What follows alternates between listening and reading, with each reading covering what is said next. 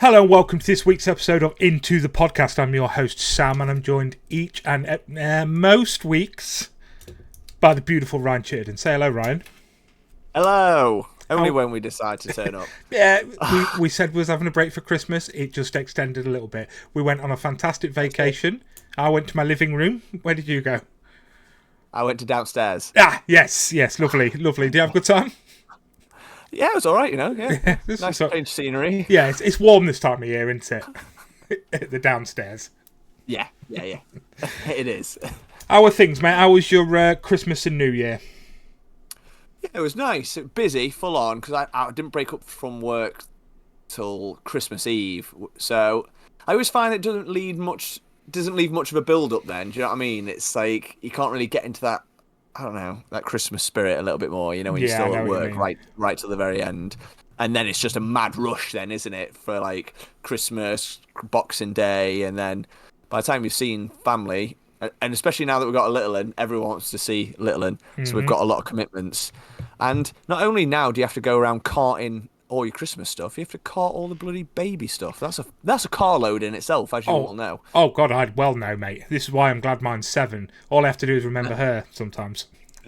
Yeah. But yeah, it was nice. First Christmas with little un, and even though he's still a squish, and he has no idea, it's just a Wednesday to him, do you know what I mean? Oh, yeah. Something has changed, do you know what I mean? It is already more magical. Mm-hmm. And maybe that's in preparation for future Christmases and stuff, but yeah, it did feel like it was different, which is cute. Yeah. So, nice. What about you? Yeah, mate, it was very boring. My life is very boring at the moment. Obviously, I'm back at mum and dad's for a couple of months. So, yeah, I worked straight up till it. I worked after it. I worked in between it.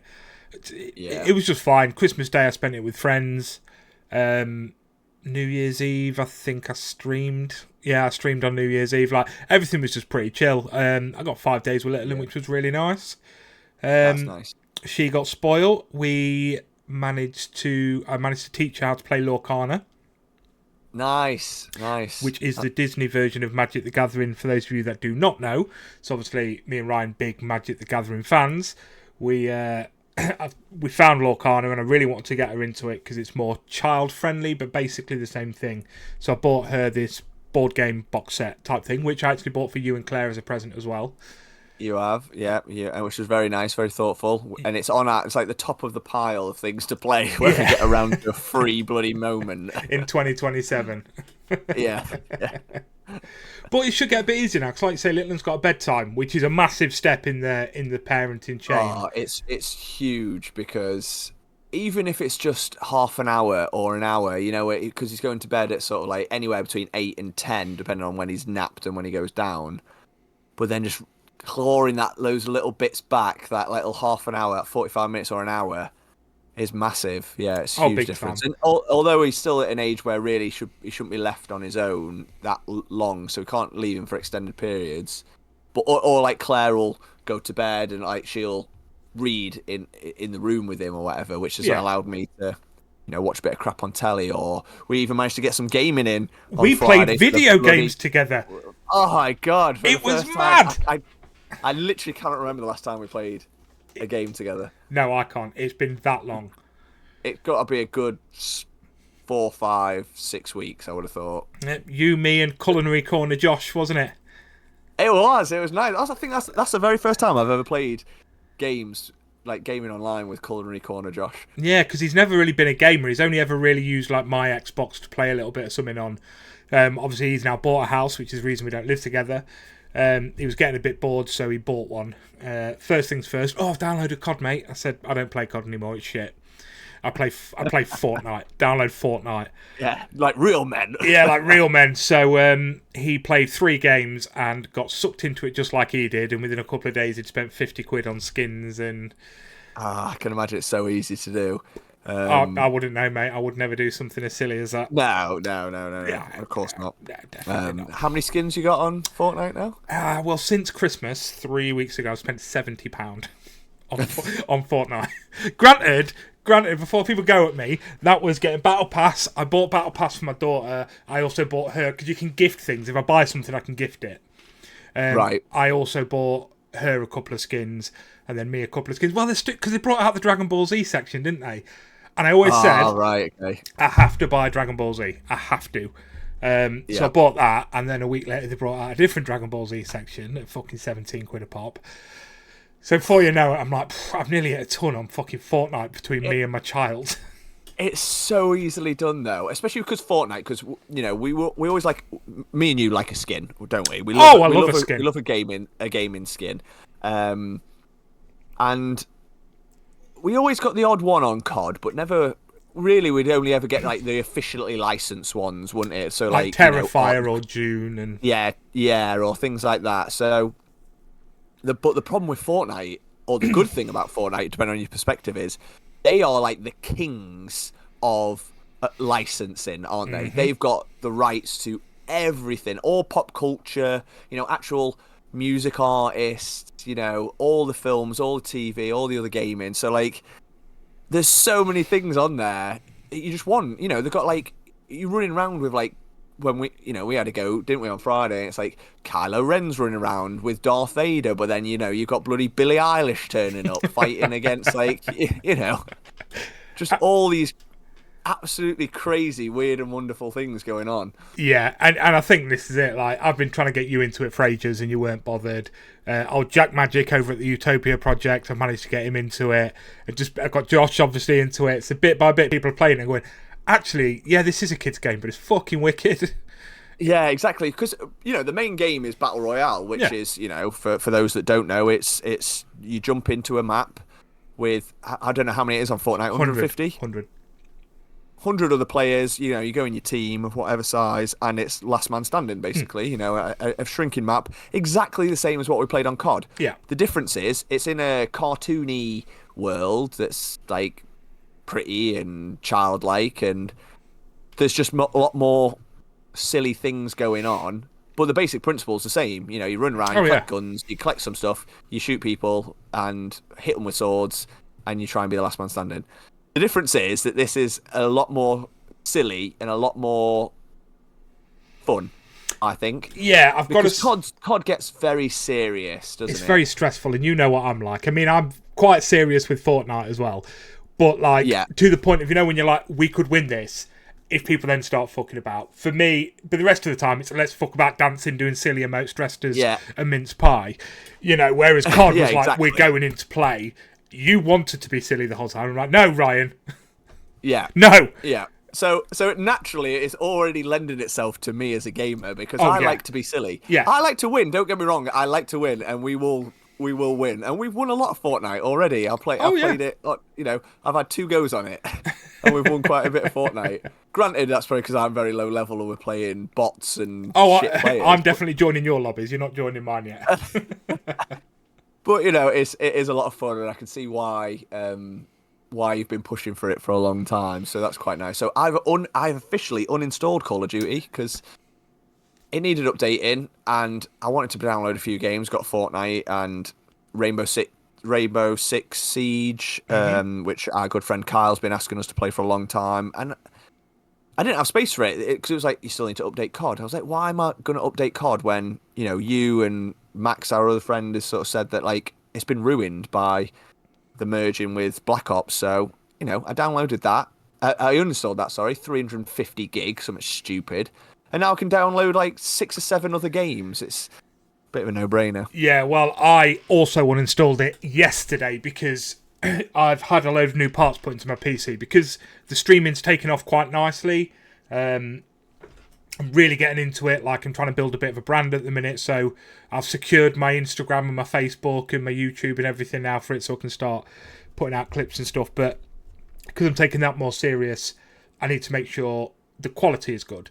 And I noticed it was lacking in certain parts, so I had a load of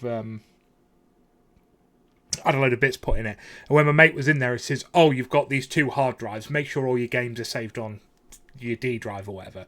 When I looked, they weren't. And then I was wondering why I was having memory issues. So I managed to move everything over, and I was like, I own Black Ops twice because it makes you download the whole lot. Not just, I can't just go, I want Modern Warfare for DMZ, or I just want, the free one. Yeah. It makes you download everything at 350 gigs. Well, I had it twice because the PC I had the free version, and on Xbox I had Black Ops 6 because it's free on Xbox. So I nearly a terabyte worth of Black Ops on my PC, which is one full. Stupid. It's one of my hard drives in here. So I deleted both, and you know what? It felt so freeing to get that out. I know, of my life. I felt the same. Because that's been like our go-to for years. Literally years. Pod. And we've been saying this for ages that we want to try like the weird and wonderful games. Like the last time we had a proper gaming session prior to the fortnight was we did Phasmophobia, wasn't it? Which was like a daft little ghost hunting game, and it was just fun to play something different. The game itself, has got a lot of flaws, but it was just nice and refreshing to play something different. And that was a great thing about Fortnite, wasn't it? So we played. We're like, I'll jump on for an hour because it's quite late by the time I got little into bed, and then we jumped on, the three of us, and then Josh went up just after 12, didn't he? And it's like, right, yeah, I'll go as well, be sensible. And then I was just flicking through, because there's loads of mini games and all sorts of games on Fortnite. It's not just Battle Royale.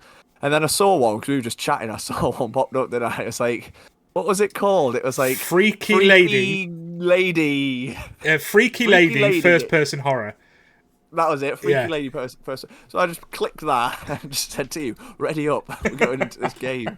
And it was literally a game of four of us walking around a school at night trying to find exam pages so we could cheat on the test. Yeah. All the while being chased by a freaky lady. In first person, may I add. In first person. Well, that was just so much fun. It was so shit. 'Cause it was just a fan-made game, wasn't it? Like a developer, like I don't know what it is, but yeah. And then that's just unlocked a whole other world of little horror games for us to play. We then played the mannequin one afterwards. Yeah, we did. Yeah, Paranoid. Yeah, and that was a genuinely scary horror game. That was good. It made me jump out my skin a few times. Yeah. That was good. Good mixture of puzzles and horror survival. Yeah, absolutely. So we did them two. Then you went to bed at like 1:30. I think I stayed up till 3 because they have a Squid Games on there. Yeah. So it's like the 3 new games from the new series and then some of the older games. So I played a couple of games and I was like, oh, that's quite good. And then on the Monday I did I called it Fortnite with a twist, where I played Fortnite, but I only played the horror games. Nice. And I did all of that, and it was so much fun, mate. Like some of them were proper dog shit, but others were really creepy, clunky, really atmospheric, and I've just enjoyed doing it. So I've started, as of this week, I'm doing Freaky Friday. If I'm not doing anything on a Friday night, I'm streaming horror games, because there are a list of games that are meant to be like crap your pants scary. Like I like my brother, he's a big horror gamer, and he's like, there's some that even I couldn't play. So I've just downloaded and bought a couple. I'm just going to start doing them every Friday. Just lights off, just one sort of spotlight on me. That sounds cool, yeah. Sound up, just sort of put it on there and just shit myself up every Friday night. So that's starting. Yeah, that sounds Friday. Amazing. That sounds cool. What you got a couple of games that are to mind? What are some of the scariest games? So there's one called Visage. That sounds familiar. Yeah, that's meant to be really scary. I've got one called September 7th. I don't know that one. I have started playing it. I tried doing it on Christmas Eve. I was trying to do a Christmas horror game night. Didn't work. But now I've got the new parts. It should be fine. That one. There was another one as well. I can't remember. There was one more that people was mentioning in the stream. I'll have to go back and have a look. But yeah, so I'm just going to start playing these games to start trying to shit myself up. The Outlasts as well. They're meant to be terrifying. The Outlasts. I've downloaded one of them before and have not. Even the picture of the game, like the game icon picture of it's like the face in the shadow, isn't it? And it's just like two eyes in the dark. Fucking terrifying. I've not even been brave enough to load the game up. Yeah. And I've watched a couple of people stream it, and it's one of those where everything in it is really creepy. Everything in it is very jumpy, but everything is really loud. So, like, you go into this room, you've got this woman chasing you, but there's all these cranky, clanky machines going on around you and sounds, but then, like, happy, weird music in the back, and it's all going on at the same time. Right. And it just, honestly, it makes you feel like you're in a little box just full of anxiety. And that was just me watching it, never mind playing it. I was like, fuck it. I was out of breath watching it, and I was like, I've got to play these. Yeah. I've got to stick these on, because I will cry. Absolutely. And if I cry on stream, hopefully someone will pay. That I think that's where your money's at. Number one fan Rachel pay me to cry. I'm sure she will. She will. But yeah, so gaming, we're back on that, which is fantastic. Nerd life is quite nice actually at the moment. With my Twitch payout, obviously I updated the PC and I treated myself to. I said I wouldn't do it, right? I said I wouldn't do it. I knew you would. I knew you would. It was a matter of time. I treated myself, to those that are watching on YouTube, to a Warhammer 40k combat patrol. So we have mentioned this on the podcast. We got into Warhammer Age of Sigmar, which is the fantasy version of Warhammer. Absolutely loved it. I've got loads of little figures in front of me right now that I've been painting up, and I've started painting them on stream as well, by the way. There's a massive niche on Twitch for people painting on stream. So really into that, really looking forward to getting back into it. But then all you fucking idiots go and buy 40k and want to play 40k now. And I was like, I'm not doing it. I've spent hundreds on my AOS army, not getting 40k. And we never play AOS either, do we? We don't play it. We played to start with. We were quite good to start with, but we just tailed off. Yeah. I will say, I'm blaming River on this one. Yeah, okay. Because we always did it at your house, because you knew the rules and we didn't. And obviously, you've obviously not got as much time anymore now, baby's here. And I don't think I'd be able to play it with somebody else. Like, I don't think me and Max could get together and actually play the game. And they also brought out a whole new rule set and all these bits and bobs that we don't even know. I think that was the sort of catalyst for me personally, because I was going to like the Warhammer shop every Thursday and I was learning how to play because I'd never done AOS before, and I was getting to grips with it and I pretty much knew the rules. And then they brought out a whole other edition, as well as the Spearhead game mode, which had its own set of rules. But that was like, it just came at the wrong time. Obviously, with Little on the way, it just sort of like that knocked me as well. Yeah. So then even I've not really been pushing for it. I have got back into the Lord of the Rings one though. I always do. I that's never not far away, because I've got a lot of people that play that. Like my dad will play that, and like his friends will do that because they are all into wargaming. So sometimes you can get together and have like a big group of people play that. So I've been painting as well, believe it or not. Well, this is what I was going to bring up actually. That is my go-to at the moment. I'm not that arsed about playing, but I am bothered about painting. So like, let me find him. So like, I painted like this little dude the other day just on stream, and it's fine. Yeah. It's a base gold. It looks pretty shit art, but I want a challenge. And yes, some of the bigger ones are a challenge on this, but they're all gold-plated big army dudes, and I want a challenge. So that's why I went for this combat patrol, because we've spoke about the Nurgles, we've spoke about the Great Unclean Ones. They are this disgusting thing that have their bellies ripped open and their entrails falling out, and they're just gross, and they look really hard to paint. And I was like, I've got to get them, because one, I love the idea of plague bearers. Like, we're here to spread plague, which is great, and disease. But like, the painting on it just looks a lot harder, and I'm going to learn so many new skills that I'm so excited. So I'm going to Warhammer World tomorrow after work, solely because I bought that to buy all the paints, to speak to them there, go, right, get me 2 boxes of paints or whatever, because they normally come in 8s or whatever, what I'm going to need to paint these. And I'm going to stream a load of it, record a load of it, put a load of it out there, and just enjoy sitting here for a couple of hours just...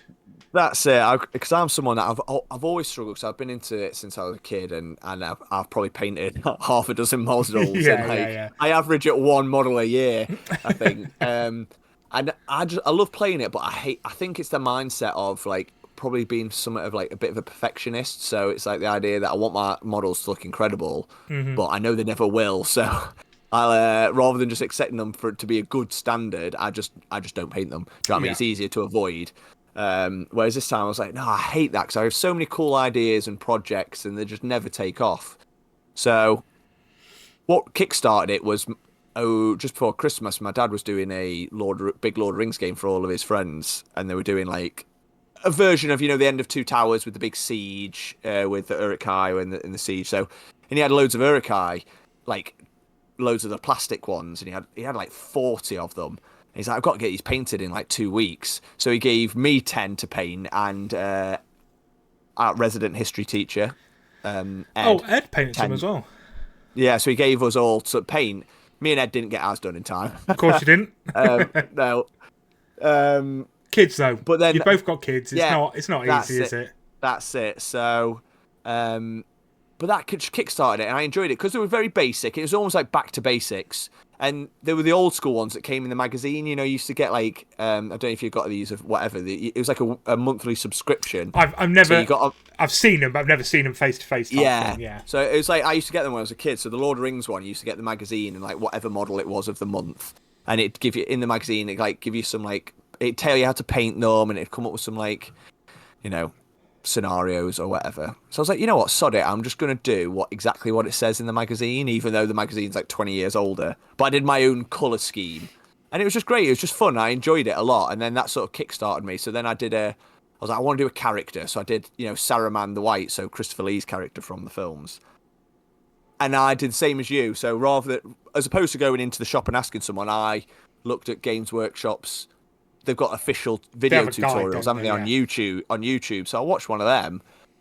The only downside, right, to this is you watch a video for Games Workshop, and obviously because they're promoting their own, you know, their own brand and their own paints. I totally get it because their models look amazing when they're painted, professionally painted. But it's like to paint one model who's primarily white. He's Saruman the White. He's just white robes. Can I guess? Greyish white hair. Go on. I'm gonna say 12. I don't even. Oh, to be fair, this one was on horseback. An all black horse. I think I counted it, and it was about 36 paints. 36. Oh my god! I've done the same. I've been on the website for this bad boy, which is like, you know, big knight riding a Dracoth. Same thing. I went on, and just for the gold, there was something like 7 different paints for that. I used 1 gold and just paint it on. Whereas like 7 different types of gold for the highlights and this, that, and the other. And you know, you're like, I don't want that. That's not what I want. It. Like so for like Saruman, so it was like you do your base colour, which was like a cream, and then it was like another off-white, and then you do like a wash on it, and then you'd highlight it with a slightly off-white, and then you'd highlight it with a more cleaner white, and then you would finish it off with a pure white. Mm-hmm. So for one model, you've got 5 or 6 whites. Yeah. And I'm like, fuck. I'm like, no, I don't need to do that. I mean, it's great if you do a lot of different stuff because you will then own it all. But not to be like, I need to buy it for this one figure. No, not at all. For this one model, which is... Because obviously Saruman leads the Uruk-hai. The Uruk-hai are all dark. They're in dark, heavy armour. They're black and... Black and brown. Darks. Black and brown. Yeah. There's no white on them. So, I get it, because they do look cool. But yeah, I know what you mean. It was really nice. I finished them all right. And I got such a sense of achievement from doing it. And, you know, even I did the dots of the eyes and everything. Because the Lord of the Rings ones are small scale as well. They're smaller than AOS and 40k. And you know what? It's one of those things that you get such a sense of achievement when you've completed it. And you think, I did that. Even though they're not going to be perfect, it's just nice to go, I've done that. Rather than, you know, scrolling on my phone for an hour. It's just I'll go do some painting for a little bit. That's what I'm trying to do. Yeah, which is nice. I mean, you got rid of like Facebook and stuff anyway, didn't you? And I haven't got rid of it solely just because obviously we have like the podcasts, social media's on there, and I'm going to need it for the streaming stuff. But I'm trying to avoid going on it, and that's kind of the same thing for me. Of do something productive with your time, because I find myself, well, saying that, I find myself on Twitch most of the time now, but like going, right, this is what I'm going to do instead of flicking. Because even if I've got Twitch on, say on the PC, I could be painting whilst watching. Yeah, you can be painting and having Twitch on in the background. Yeah, which is mad actually, because when I got back from buying them, Little and went to go play Fortnite with friends. So I put Twitch on, and like I say, there's a whole subsection of people that paint models. So found a page of, because a lot of them were foreign countries, like there's a lot of French and stuff on there. So I found this one lass in the UK doing it. Watched her, got just chatting away with them. And really weird. So she was like, oh, I'm part of this Discord channel, why don't you join up? You can have a look at other people's stuff. If you want to post your stuff in there, you can. So I did. I joined up, and I'm going, oh no, that their stuff is mint. I was like, I'm not going to post. And they're like, oh no, please go on. So I put some stuff up. They were all really nice. Anyway, there's an introduction thing on this Discord page. So I thought, you know what, sod it. You know, I'm all about joining new communities and stuff. So I was like, oh yeah, my name's Sam. I'm into Age of Sigmar. Just got my first combat patrol. Blah blah blah. Very amateur. XYZ XYZ. click go. Anyway, one of the admins from, bear in mind this girl's from Wales, one of the admins of this Discord writes under it, oh, hey up Sam, I'm pretty sure you just bought a Combat Patrol off me today. And I was like, did I? He's like, yeah, my name's such and such from Imps Gaming in Lincoln. I was like, what the fucking odds? This is a Welsh channel, and this is the admin in it. It was just like, yeah, I remember seeing you come in. I was like, oh, fucking nice one, dude. Thanks for your help today. That's so weird. Small world. Proper mad, innit? There was one more nerdy thing that we do need to talk about. So, obviously something else I'm slowly getting back into. Magic the Gathering. So another thing for stream, a couple of people have been asking since I've been doing the nerdiest streams, they're asking about Magic the Gathering, so I thought I'd buy a couple of packs, do a couple of pack unbox like openings. You know, people go mad for it on Pokemon cards. So I thought I'd give it a go. I really love this horror Duskmourn Horror House, so I'll buy a couple and do it. So that's really got me back into Magic at the minute. The next set that's come out, they've just brought out Foundations, but the next set they're bringing Innistrad back remastered. So, yeah, you know, the vampires and the werewolves and stuff. Yeah, it's going to be a struggle to not go buy some of them, mate, because I love them. I know. They're all the decks I've got as well. Yeah, they are insane, so I might have to treat myself to something. So that's really got me back into the Magic the Gathering side of stuff, and it's really got me excited about it. Then I go into work. I've not been into work for a few weeks, and old manager Megan's there, isn't she? And she's like, right, it's about time you come into fucking work, so I've got Christmas presents for the pair of you. Do you have yours with you? Is it? No, I don't. No, it's fine. I'll show mine. We will share them on the Instagram and Facebook. So she passes these gifts, and they're just tiny. They look tiny little gifts, just wrapped up. And I was like, oh, that's quite nice. I was like, are these gift cards? Like, what could they be? But no, she had gone out. Let's see if I can get this on screen. And she had created us custom Magic the Gathering cards to look like me and Ryan. Yours is unreal. Yours looks exactly like you. Mine looks like me if I was handsome and not fat. And didn't look as homeless. They both look incredible. They're both they're unbelievable. Like, I was genuinely blown away when we opened them. I could have cried. I was like, this is the nicest thing anyone's ever bought me. I mean, it only just tips the Skibidi toilet figure you got me for Christmas. Yeah, obviously. But they're unreal, aren't they? They're so cool. Like AI images of us, like fantasy versions of us, which are really cool. But then, all the description, it's like linked to us, but.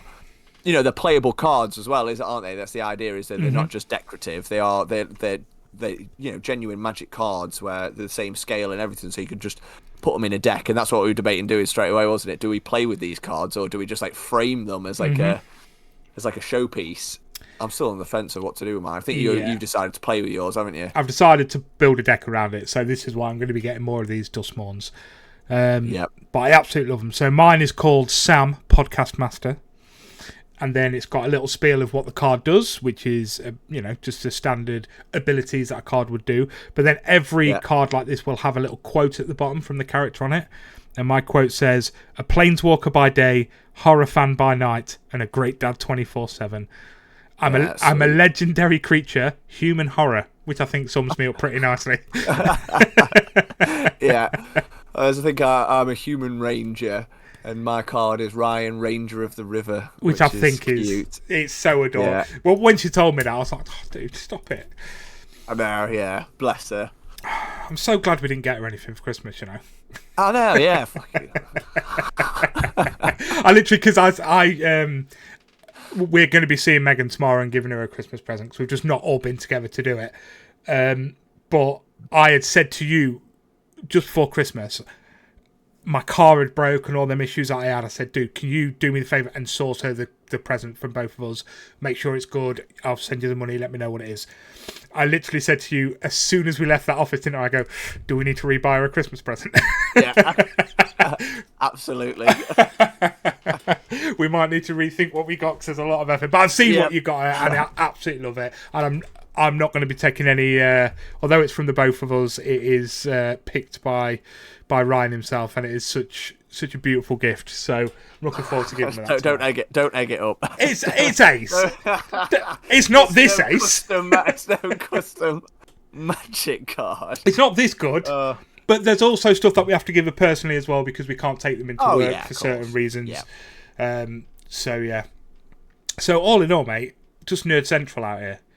It's very nerdy, very nerdy. But what else do you expect from us? We are nerdy people, and you know what? We're proud of it. Oh, 100%. You should see. Wouldn't have it any other way. You should see my computer desk now. It is literally. So I've got my energy drinks over there. I've got all my streaming stuff here. My little one bought me this like thing that plugs into the computer, and it's a 3D Goku that lights up when you turn the PC on. I've got podcast notes everywhere. I've got bloody magic cards down here. All my Age of Sigmar stuff there. Some paints in front of me. It's an absolute mess, but it makes me so happy when I sit here.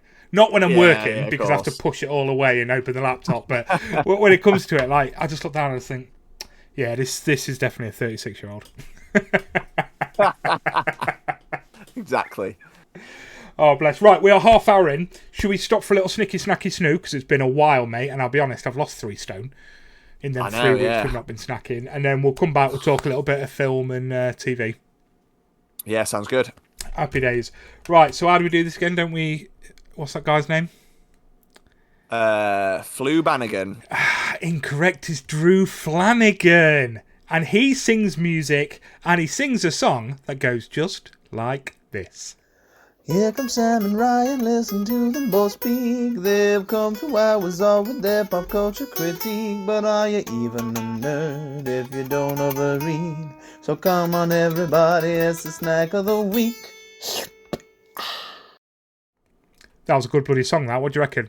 Oh, bloody min. I think he should be a professional singer-songwriter. He bloody should. And you also, everyone, you very nearly didn't get an episode because we told Drew that we was refusing to do an episode until he released an album, didn't we? We did. He's also... has he got a lute now? He has bought a lute, yes. He sent a picture in the group chat. Go on. He's just bought a lute because... You know, he's going to make music with it and not release it. He better bloody release it. It's been 2 years since his first EP. Should we stop fighting him? He would leather both of us, but let's just do it anyway.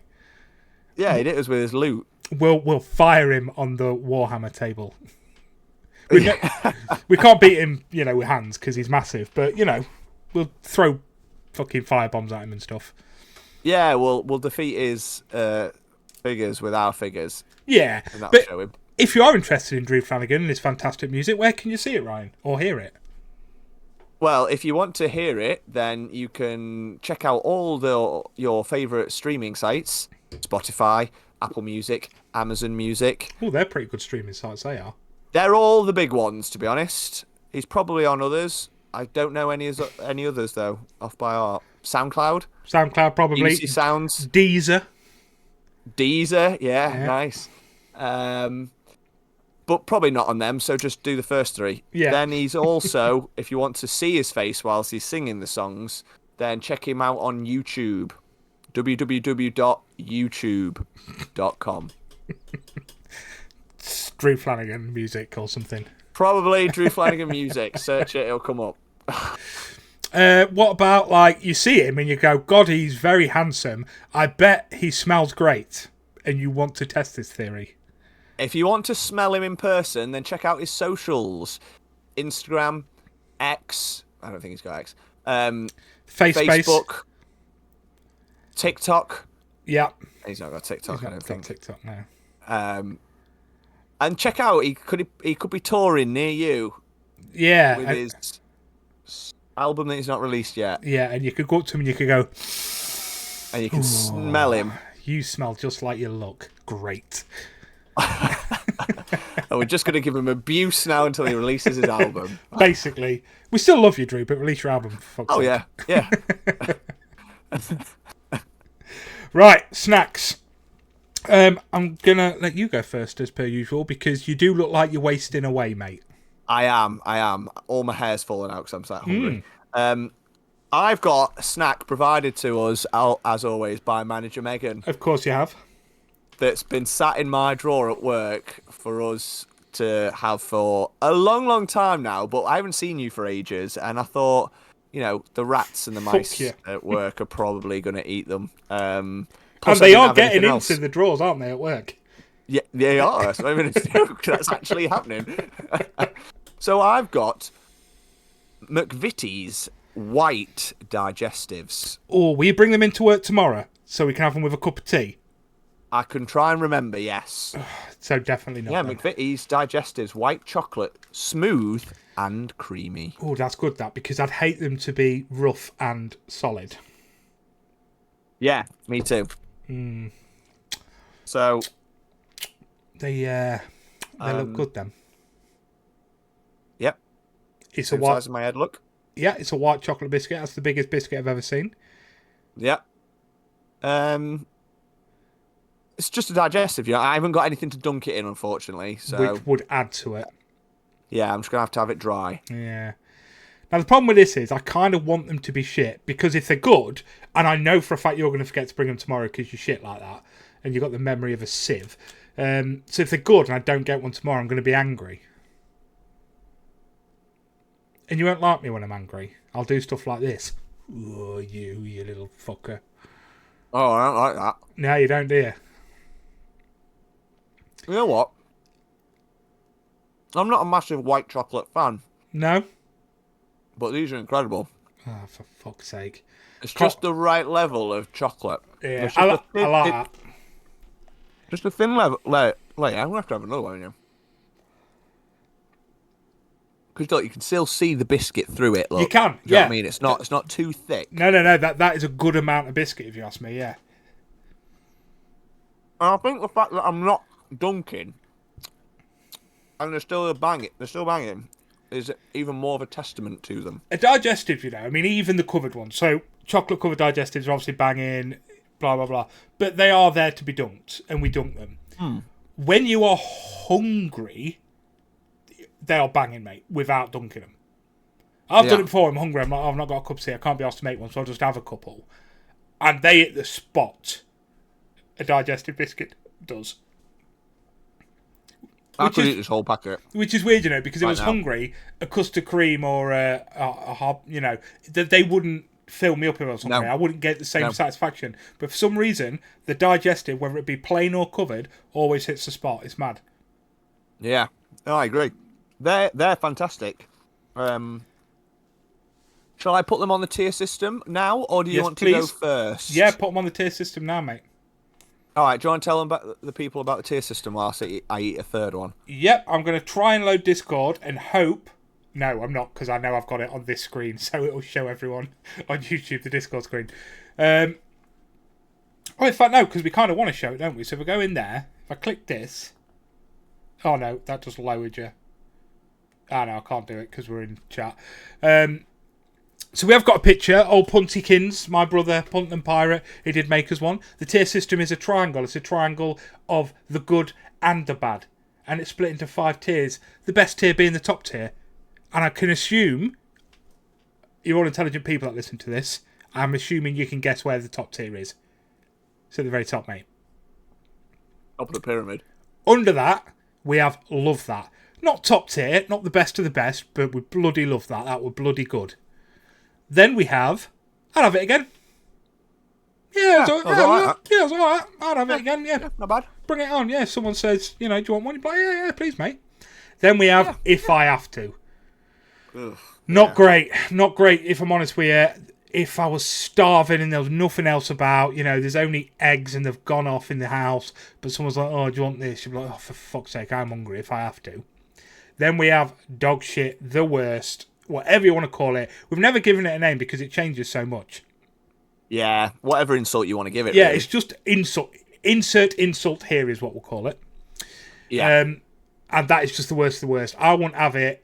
I wouldn't use apple milk to douse my beard if it was on fire. Because God, no. I'd have the flavour around my face. You know what I mean? Yeah. So yeah, that's our 5-tier system going down in order, down the pyramid. So where would you put it on that beautiful 5-tier system, Ryan? Oh, you know what?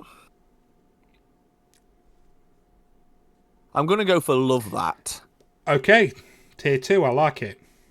They are very good. I don't know if I'm enjoying them more because I'm a bit hungry and I'm ready for my tea. And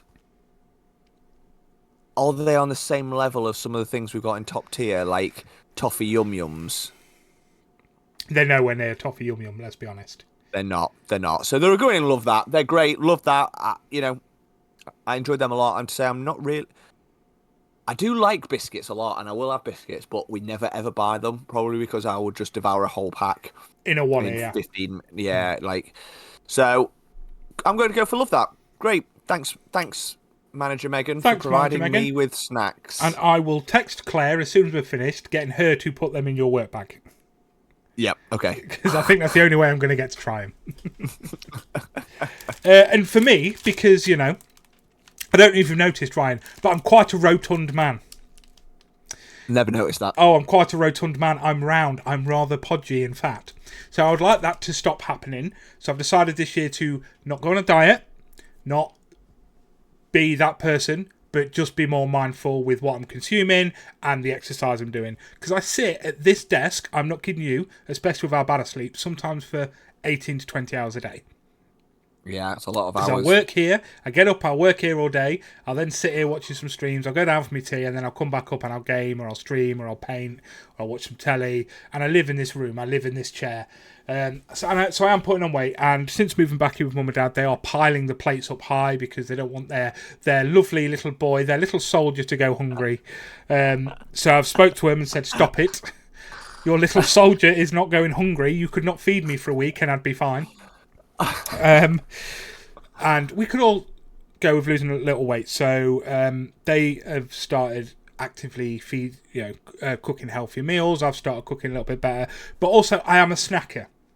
And my problem is, I eat my dinner at 5 o'clock every day, yeah? I might then be gaming until 12:1. Oof, that's a long time. That's a long time to not eat, innit? Long time. That's when I get snackish. So I made sure I went and bought myself some better snacks. So I'm not going downstairs and shoving chocolate and shit in my face. So this is one of the better snacks for me. So I've got myself a Benefit Jaffa bar.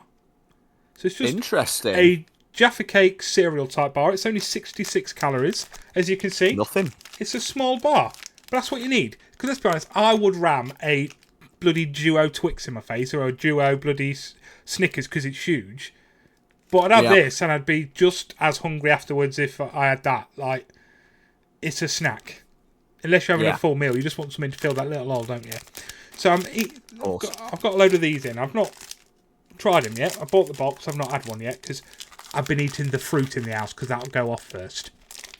Oh, obviously, yeah. Obviously. Especially Aldi fruit, mate. Don't last 2 fucking minutes. So smells orangey, mate. That's what you want from a Jaffa bar. That looks great. Lots of granola and stuff on it. Oh, it's a bit sad, look. It's saggy a bit. Yeah, but it looks soft, though. That's what you want. Soft and chewy. Oh, that is soft, mate, that. A little bit of chocolate on top. Bits of orange in it.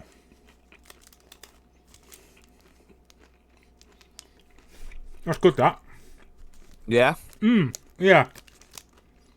Crunchy. Does it get more points for being healthy? This tastes good. So, the fact that it's only 66 calories and it's going to fill that hole does help. A guilt-free snack. I think that deserves a little bit of a bonus as well because there's a lot of shit. I think it's easy to make bad things taste good. Yeah. I always think this because I have Untapped, the beer app, where I upload beers that I've tried and given them a rating, and I think it's more impressive when you get a really strong beer that tastes lovely, that doesn't taste just like rocket fuel. Yeah. So I normally bump it up a little bit on its rating if it's like, I don't know, like an 8% beer, but it tastes lovely, like you could sup it all day long. Because some of them you drink, you're like, oh, fucking hell, like, it's all right, but, half a can or whatever, or half a pint, and I'm absolutely You normally chew through them, don't you? Yeah, so I feel like it's the same for the healthy things. I could be wrong, but just my personal preference, I would go, that's healthy. That's harder to make healthy things taste Absolutely. like And that did taste very white chocolate. that did taste very good. Still a Jaffa taste in my mouth now. Yeah. Because it's oats and stuff. It's all up in them teeth. That's okay. Yeah. It means I can enjoy it for a bit longer for the rest of this episode. That's true. I'm going to put that in. Love that. Nice. I am. I really enjoyed that. And you know what? That'll see me through. I don't feel like I need to go down and get another one. Whereas if it was biscuits, I would smash that whole packet. Yeah. Yeah. Because I don't have any self-control. Just a little small bar. And the good thing about being fat and lazy is I can't be bothered to go get another one. Because they're all the way downstairs. Now, the decline's fine. It's the incline that does It's me. the incline, yeah. Yeah, that's it. The return journey. I've had to turn Mum's stair lift off, else.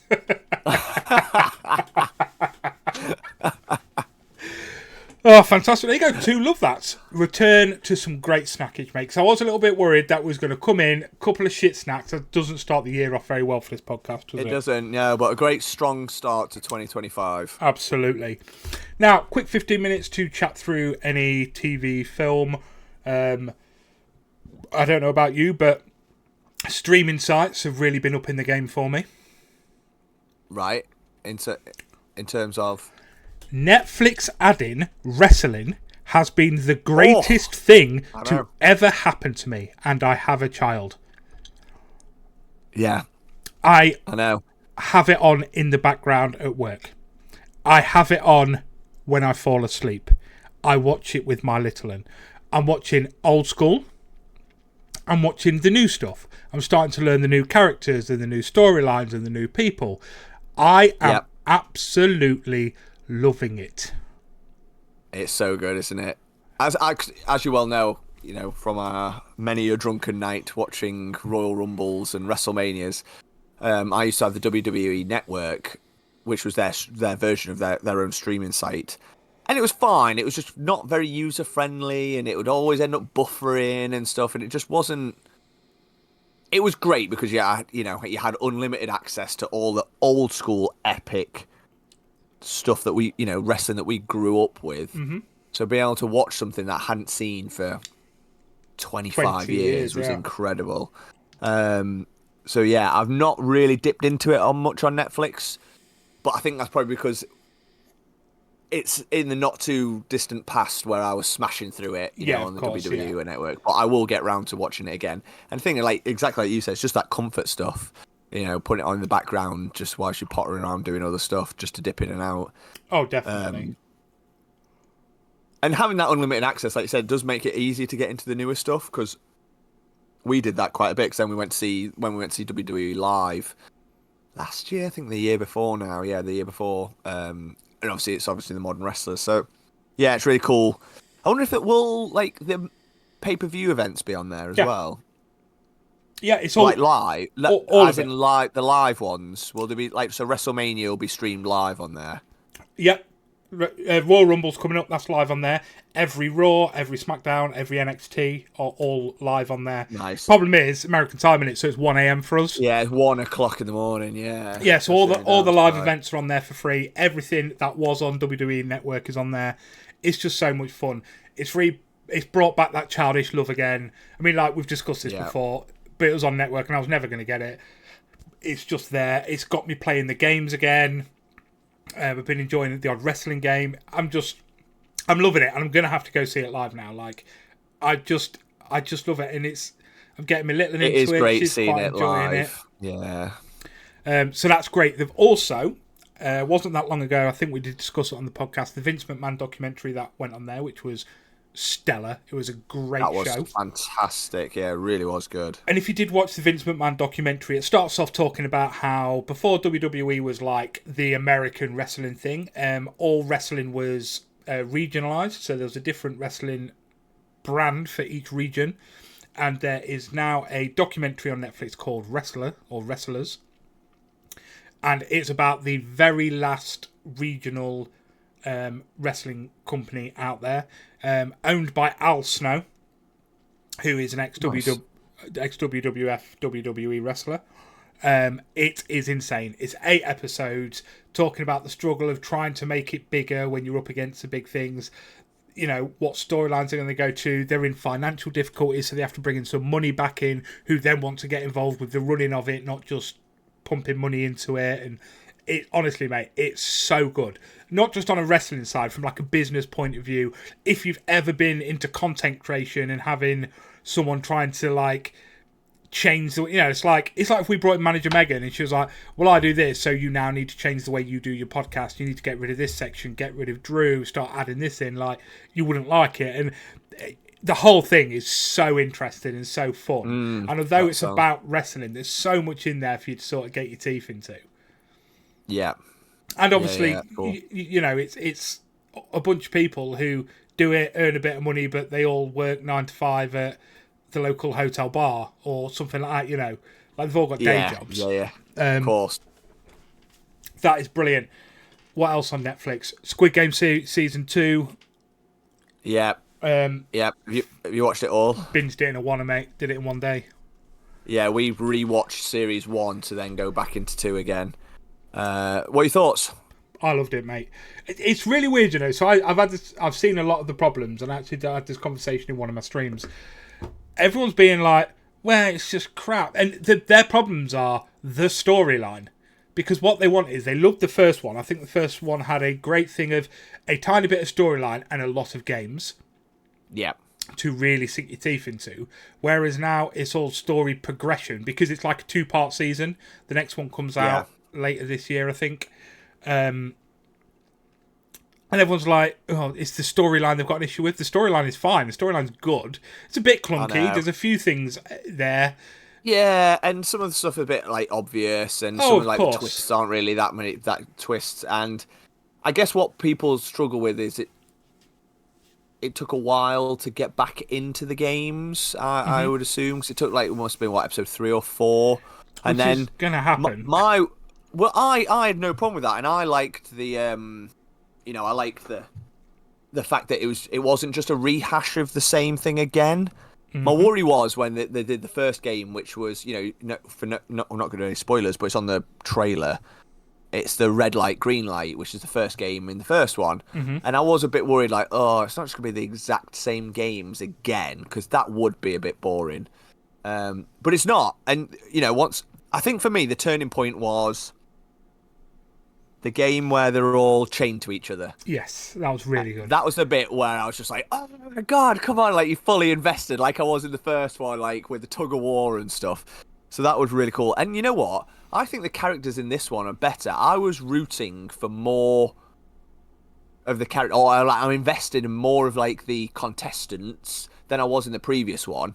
You rooted for the main character, but everyone else you kind of think, well, mainly dickheads. Yeah. I can't wait for them all to die. Whereas in this one, I'm like, oh my God, I don't want this person to die or that person.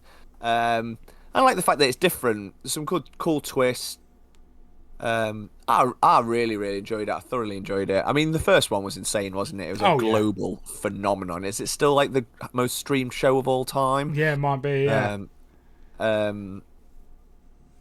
So I think they were sort of damned if they do, damned if they don't. Do you know what I mean? I don't think they could win. Because if they just do the same again, everyone like, oh, it's boring, they just done the same again. But because they've tried to follow the story on and do something a little bit different, people moan. Even in the first episode was banging with the Russian roulette. That was insane. That was so good. So good. There's so many great scenes in it. Yeah, I loved it. I don't get what people just love to moan, don't they? Of course they do. And I do think those parts, the whole trying to find that guy, where he paid all the people to go, the fact he's bought that hotel and stuff. Yeah. Thought that was all brilliant. I do think it could have been darker in them situations. It seemed a bit upbeat for the fact they're trying to find this man, and it's all. But I see where they came from. It's all like, oh yeah, silly man paying money out for someone that doesn't exist. We're trying to find him. But I thought that was a little bit lighthearted. It could have been darker. But I loved it. I thought it was great. I loved how he ended up in there because, I'm not going to give it away, but he ended up in there with a plan that then went to tits sort of thing. And I just thought it was great. I was gutted at the end when I was like, fuck, another year before we have to see what happens next. I know. At least it's out this year, though, isn't it? It's out 2025, the next series. Yeah, so I think it's October away. I think it's very so that's good because we had to wait years in between 1 and 2. But you know what? I rewatched 1. It wasn't as good second time around because you know the twists, you know the games. That's the thing. You know who's going to survive and who doesn't. But it was still really good, and like the characters, you know what? It was great. It was something. I don't know. I feel like maybe Series 2's not landed as well because it's not unique anymore. Whereas when the first one came out, it was something different. Out of nowhere, wasn't it? Yeah, out of nowhere, and Korean as well. I mean, I've been into Korean stuff quite a lot, but like that suddenly appealed to, your average TV watcher was suddenly watching that, which was cool. Yeah, no, I enjoyed it. I would recommend it definitely. Yeah. Can't remember the first one. Go rewatch the first one because there was loads we couldn't remember because it was quite patchy. Some of the finer details of the story and some of the characters, but yeah. That was cool. Yeah, and I think the only other thing that I'm all about at the minute, obviously it's the only thing on people's lips, it's bigger than anything that's ever happened, it's the 2-part Jerry Springer documentary that's on there. I've not watched that, but I know it's sort of all over the news. I don't know anything about it, mate. Because I watched it as a kid. Like, I used to watch it with Mum and Dad. Jerry, like, used to love that shit. So sort of, and then it just went away, and we all remember it. And obviously, Jeremy Kyle, for us Brits, it will never stand up to the trash that we watch of the other one. It's so interesting. Right. So what's it about? Just like the story of the show, of how it got created. Basically, yeah, it's about him because he was like he was a talk show host, a standard talk show host, and his dream was to become a political talk show host. Like, I think at one point he was running for office, and like he's like a big political guy. Then the ratings were really shit on this talk show, so they pulled in this guy who was a tabloid headline writer. Because he was, it was just like, this guy knows how to sell a story, who basically turned it what he was into.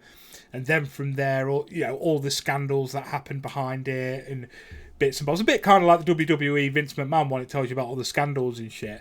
It's only a 2-parter. It's ace, mate. The way they treated the guests, and it's so interesting to watch. Like, watching it, because you look back at it with such like bright eyes, and you're like, oh, when I used to watch it, I used to love it, and all the silly things of, they take the piss out of it in Family Guy of like, oh, I'm not actually a man, I'm a horse.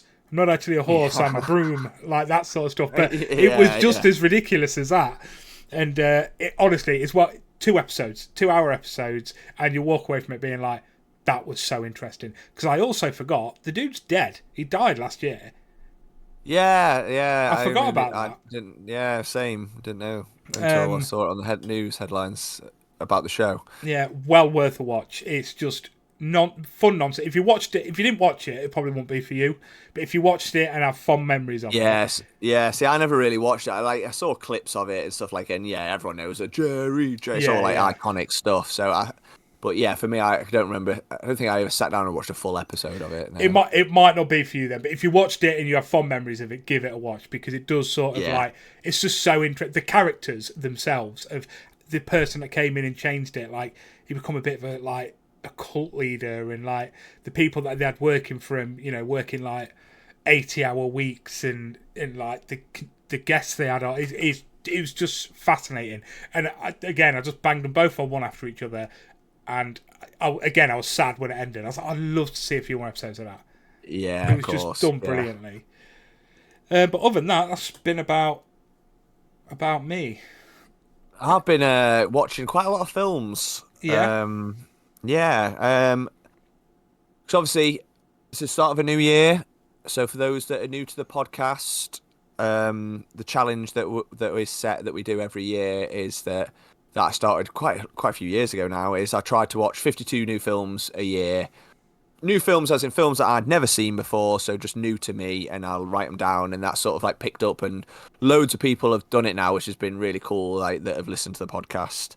I know Megan did us an awesome Spotify rap, didn't we? We've not spoke about, which was so cool. Like, she did it like a Spotify rap, so she, like, bless her, I think individually inputted all the data into like a spreadsheet and then worked it all out to get our rankings, which was incredible. I think I ended the year on 76 films. What about yourself? 101.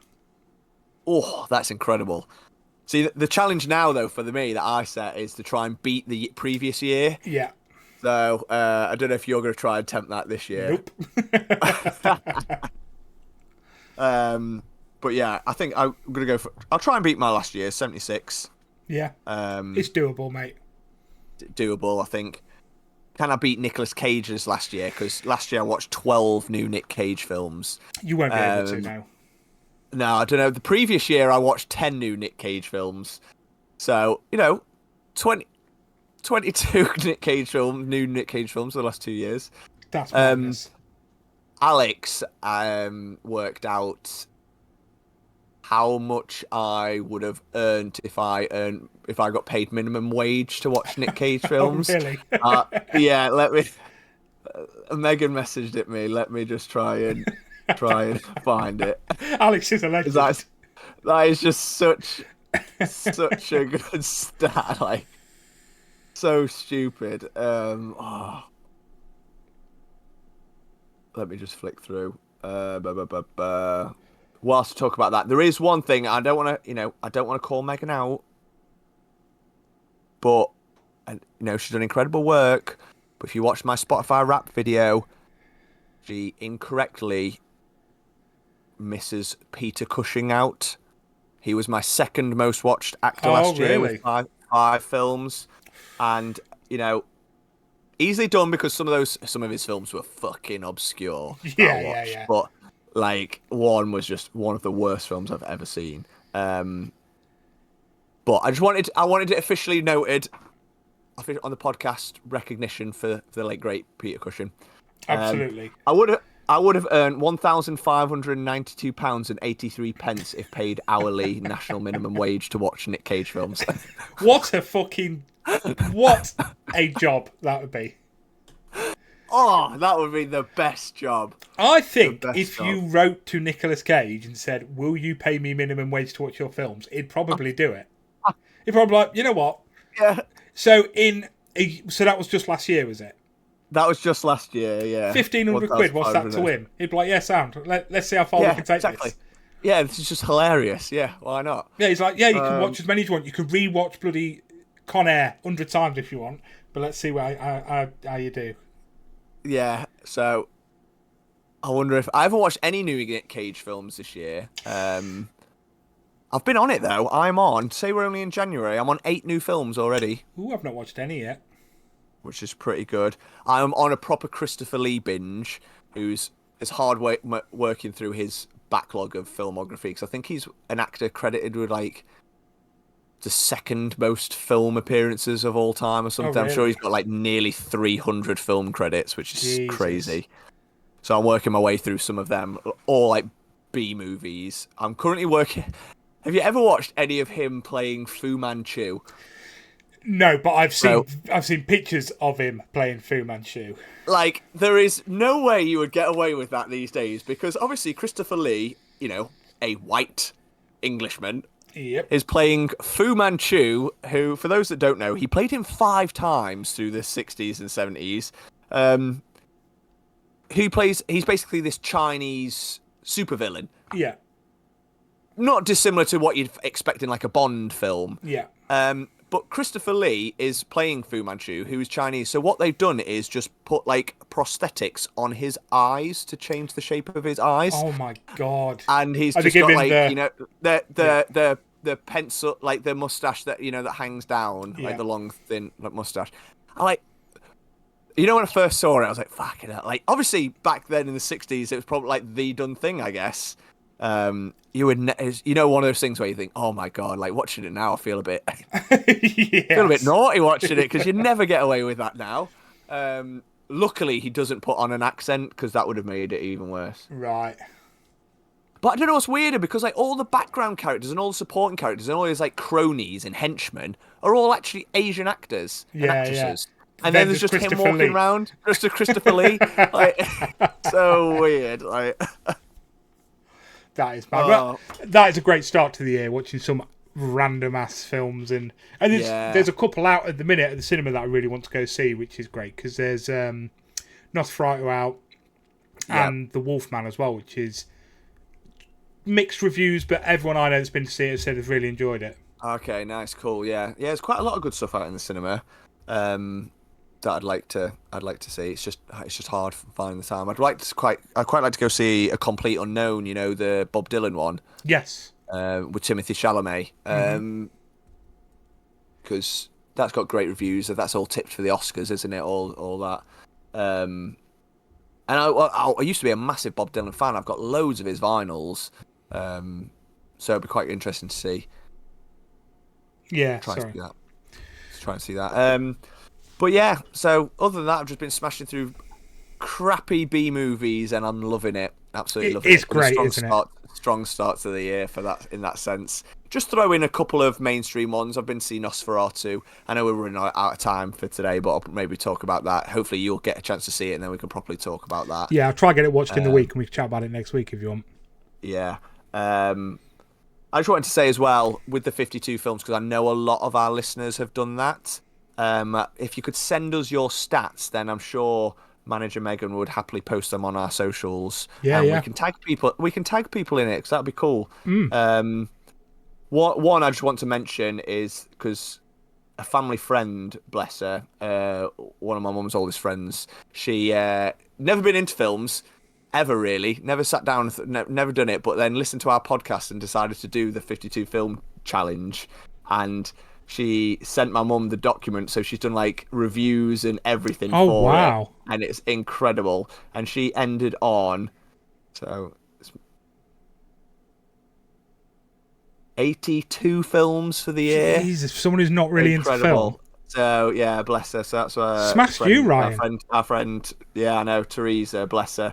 Some great films on there as well. Just flicking through some really weird and wonderful films, like, you know, Swedish films and all sorts. So to say that's, and I know other people like number one podcast fan Rach, she like does a review system and stuff as well. So people, I love the fact that people are still doing that and doing their own twist on it. So send us your stats for this year. We'll get them posted, and then see how everyone gets on this year.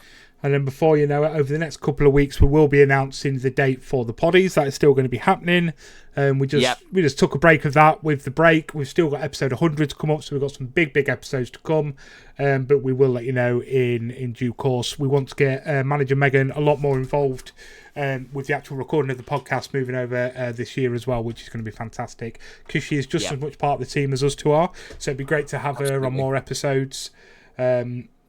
And get involved in this sort of stuff. So yeah, there's a lot to look forward to this year, and I'm looking forward to smashing it. And again, not just film, not just TV, all the weird and wonderful naughty things that we can do as well. Hopefully try to do a few more live streams on Twitch, because, you know, I live on Twitch now, and why the fuck not? Yeah. And especially because like those little like games we were playing the other day, like the horror ones, it's so much fun if you can do them multiplayer, because a lot of horror gaming, it's solo playing. Yeah. But doing them together, it's just hilarious. Oh, like, definitely. I had a proper laugh on Friday night when we were playing those stupid horror games, because we get proper into it, and that's just our jam. So yeah, that'd be cool. Yeah, brilliant. Cool, well, that's about all we have time for this week then. We'll be back next week with lots of nonsense, and hopefully we'll get to do a bit of a double up on Nosferatu, as long as I get the opportunity to go see it this week. So before we end, Ryan, is there anything else you'd like to add, like to mention? No, but the way you've said that made me feel like I should. Have I forgotten something? What have you forgotten, Ryan?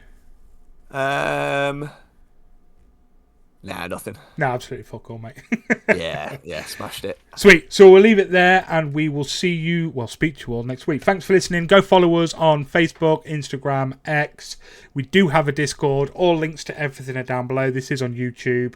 I have started to learn I'm starting to learn how to video edit, so it'd be quite interesting if we can start maybe getting some actual clips out and some actual videos, so we're not having to rely on just the Discord screen. And that'd be quite interesting. But I am having to learn a whole new skill, so bear with me on that one, because that's not as easy as it was to learn how to edit audio. Yeah, that's a piece of piss. The video thing is not. So thanks. Go follow, go like, join the Discord. Lots of conversations. Get involved, and we love you all, and we will see you next week. Peace.